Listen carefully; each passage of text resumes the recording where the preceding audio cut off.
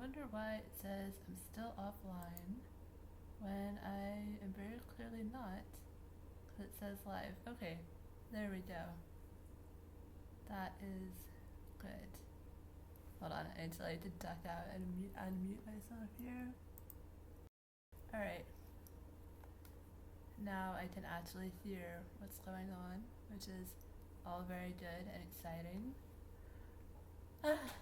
Okay, let's begin. So, a very quick, well, yeah, a quick introduction is in order.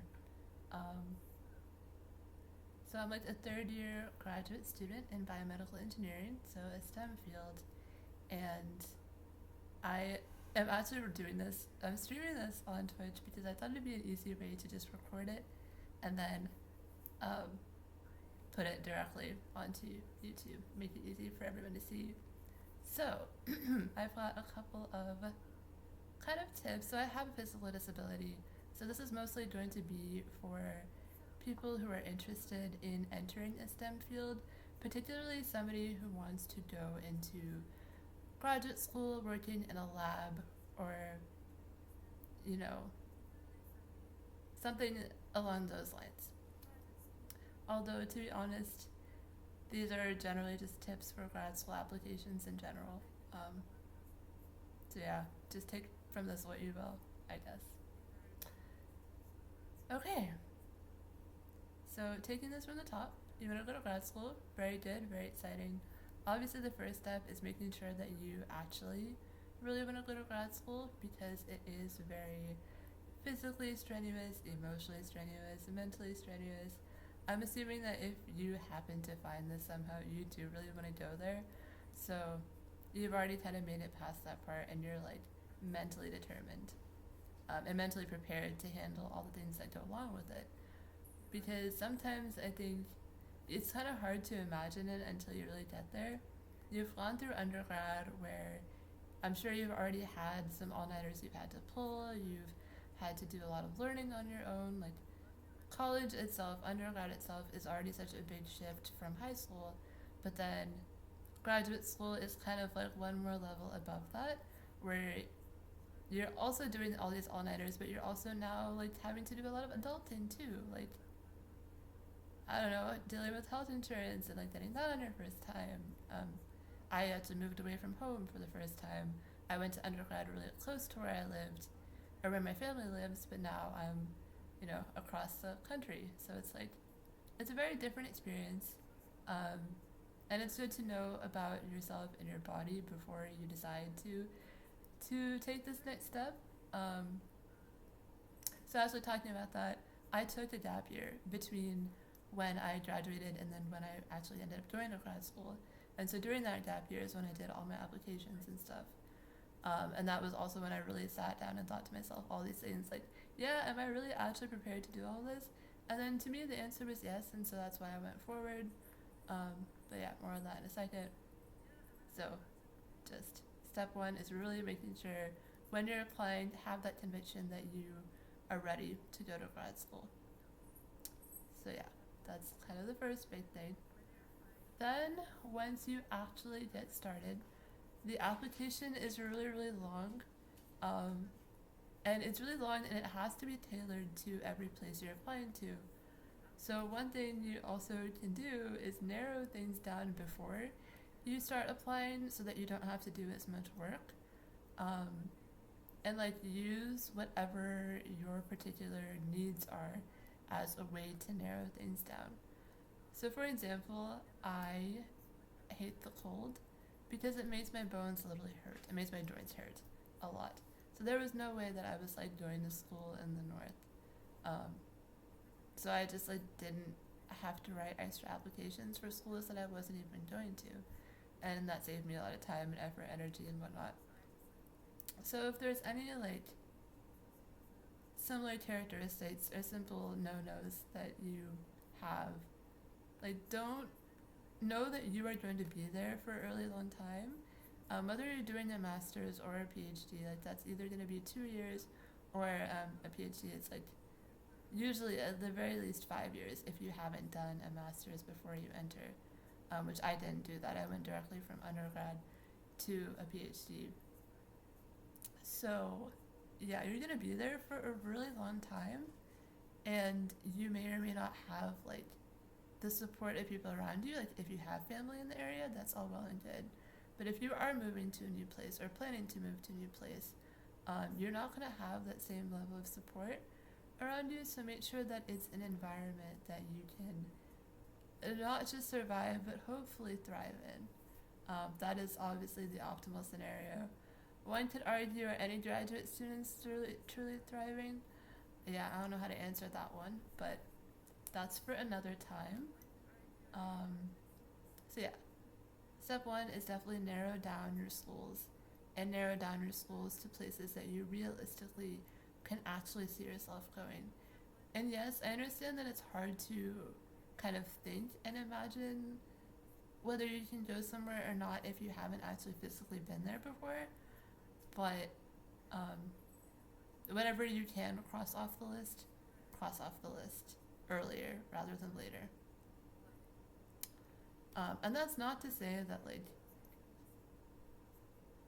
if there's a school you really want to go to and there is something physically incompatible with you, there's not to say there's not ways around it, but there's also just don't think that you can manage things that you realistically can't manage, if that makes sense.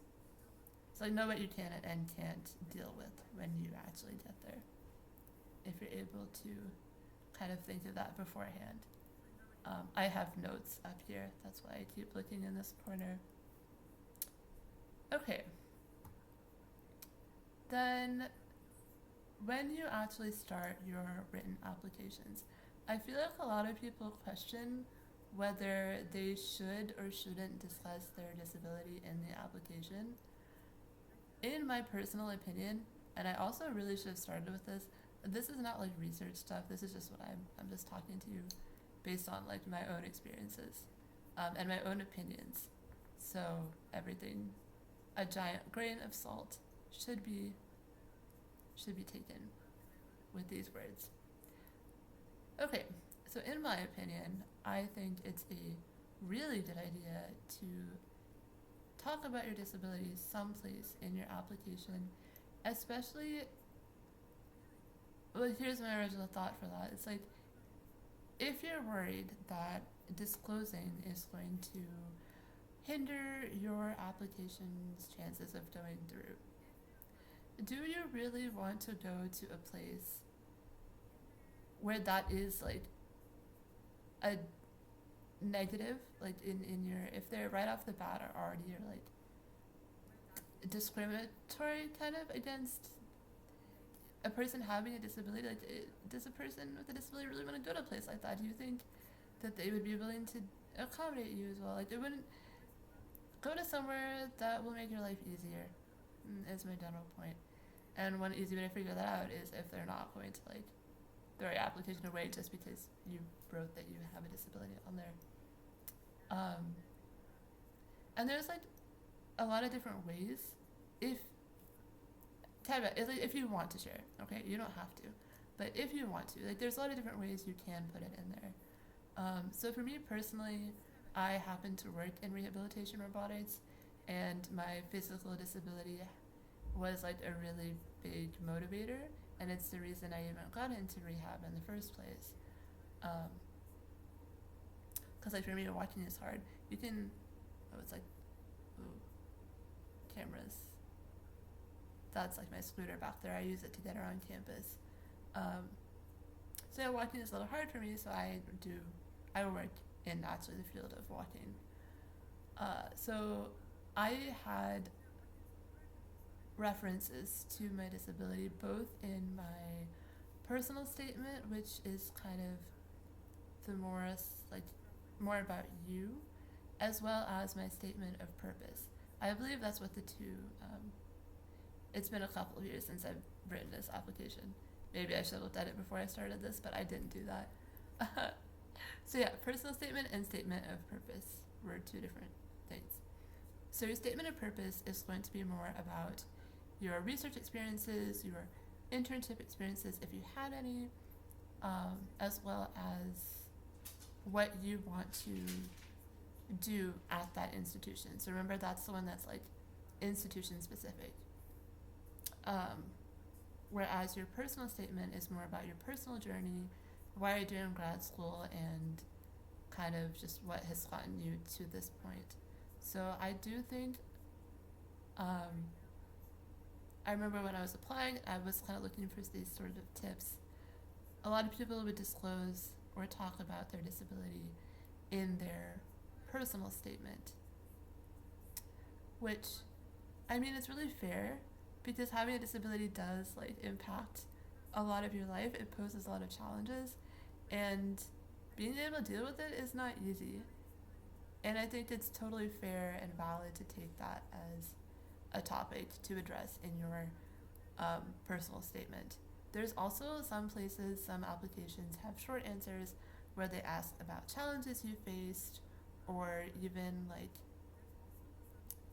yeah, I think challenges you face is kind of the big one, which people can just talk about it there if they want. I personally, as I mentioned, I just talked about it in both my personal statement, from like the almost more emotional side and the kind of side of, yeah, I do feel like I had to work really hard because of this, but yeah, like it was more about my journey of like being a person with a disability and still trying to work hard in everywhere that I can. And then my statement of purpose was more of, okay, because I had a disability, I had to go through like physical therapy and stuff, and I had to, sorry, I just heard notifications up, had to go to physical therapy and stuff, and that's when I started looking into rehab, and then now I am, you know, doing that as part of my graduate degree. So it was more from like the scientific perspective of like, okay, so now, yeah, now I have a journey here because of my thing. That may not be necessarily the case for everybody. In fact, I would say it's a pretty big niche. However, if you're a person with a physical disability and you want to go into rehabilitation sciences, there is a big need. I definitely think you should do that. One of my goals in life is to increase the diversity of rehabilitation sciences. So, yeah, Heike would encourage. I definitely got way off track here, but that's okay. Back to the new written application. I am kind of titling this for people with disabilities, and I didn't exactly mean it to be just for people with physical disabilities. Even neurodivergencies too. Kind of everything that I have said before also applies to that side of things as well, but also one kind of tip in general for when you're actually doing the writing of the application. If you have a friend or other person that you know is also applying to graduate schools, it is a lot more motivating, it's a lot easier for you to keep track and make sure you're not falling behind if that other person that you also know is doing it. If you kind of go along with them and you like use them as a benchmark, that's an easy way to make sure you're not falling behind. Also make sure you're breaking everything down as far as you can into smaller chunks. So if you're saying like, okay, I want to have at least half of the statement of purpose written by this deadline. I know deadlines are kind of hard. They're hard to keep track of, but try to get it into like an app, try to get even a Google Calendar. Frankly, I did not do that. I am the type of person who bulk writes as much as I can, and I can only do that under the pressure of a deadline.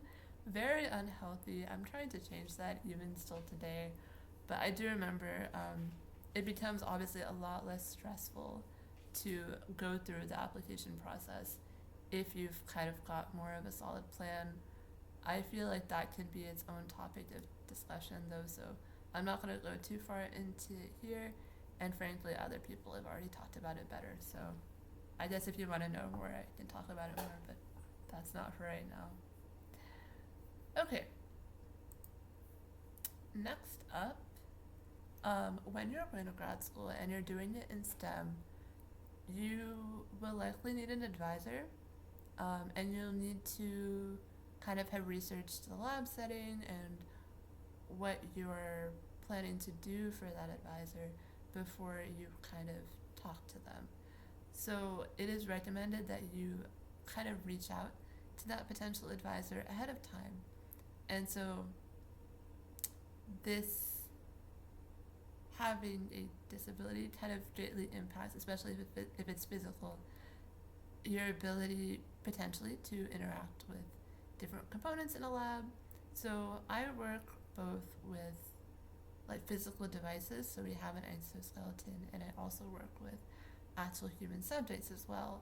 Um, so there's like a certain physicality that comes to that, and I can't always do everything on my own when it comes to, say, exactly moving some of the equipment in the lab, or having to put equipment on or off a human subject if I was working with one that day. So all these sorts of things are good to keep in mind as you're walking into a conversation with your potential advisor. Is like, what do you think you might need from them? Because I think in many cases when an advisor is thinking about whether they're going to accept you or not, it is good for them to have all the facts, for one, but also they will need to know like what to be prepared for if they were to accept you.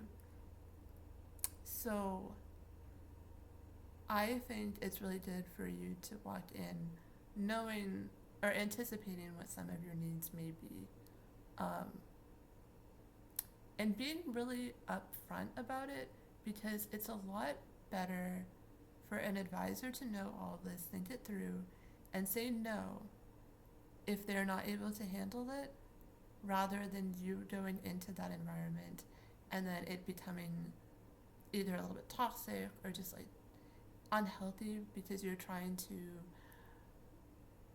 navigate having to negotiate your needs on top of dealing with grad school in general, which is a lot.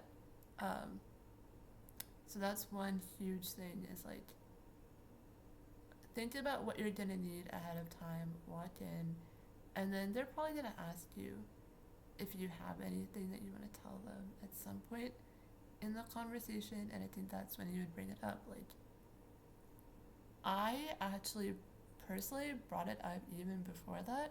So when I reached out to the advisor that I am under right now, so my PhD advisor, I remember I first cold emailed him just to be like, hey, I'm interested in your lab, and I'm interested in the work you do, particularly because of my previous research experience. So I actually didn't immediately, like, right off the bat, say anything about it. Then when he replied and was like, oh, okay, do you want to like meet me virtually or really Zoom? I was enthusiastic about it. I was like, yeah. And then I believe also in that reply, because I was a little overzealous at that time, I like didn't really know. I didn't really have anybody to tell me whether I should or I shouldn't. I just straight up was like, by the way, I don't want to blindside you with this.